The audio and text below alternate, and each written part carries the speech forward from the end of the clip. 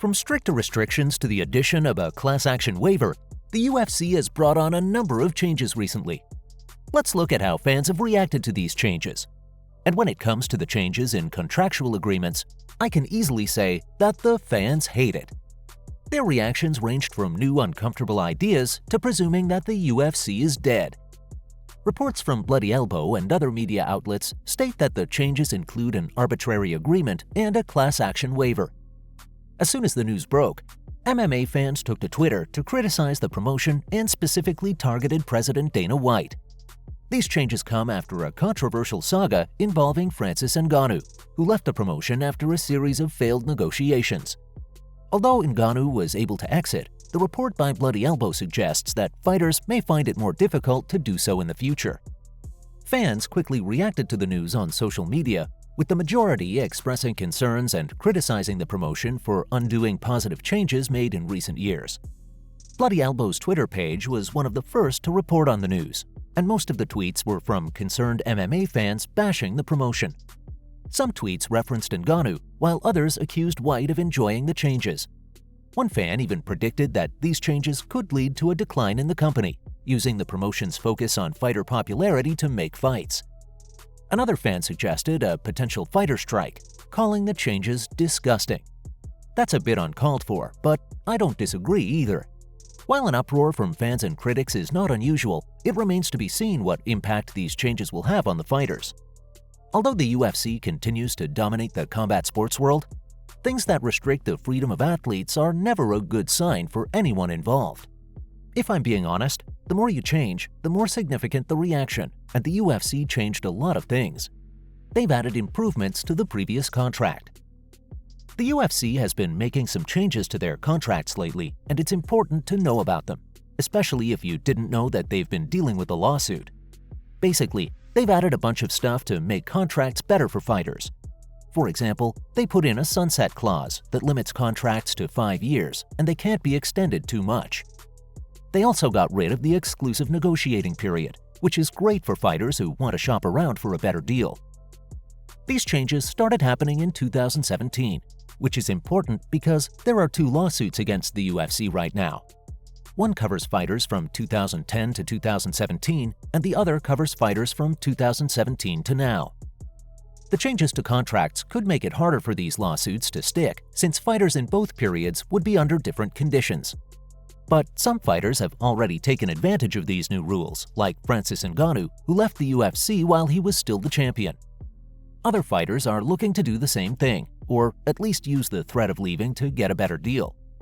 Unfortunately, the UFC has also made some new changes that could make it harder for fighters in the future. They've even added some stuff about arbitration to the contract.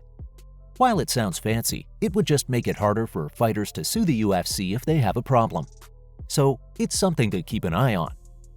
If you're a fighter signing a contract with the UFC, you might want to pay attention to the arbitration clause in Section 25. It says that any disputes between you and the UFC must be settled through arbitration instead of the courts. This applies to class action lawsuits too, which could be a big deal for the ongoing Johnson vs. Zuffa case. If you sign this agreement, you won't be able to be a part of any class action lawsuit. There's no way, even if the court certifies the class and you meet all the criteria to be a member.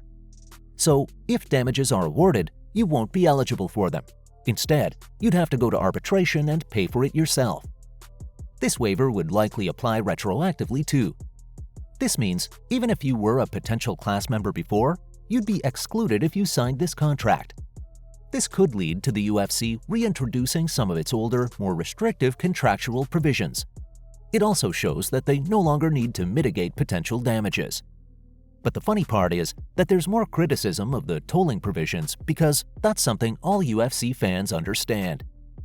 The UFC's use of tolling provisions to extend fighter contracts has been a point of contention in antitrust lawsuits against the promotion.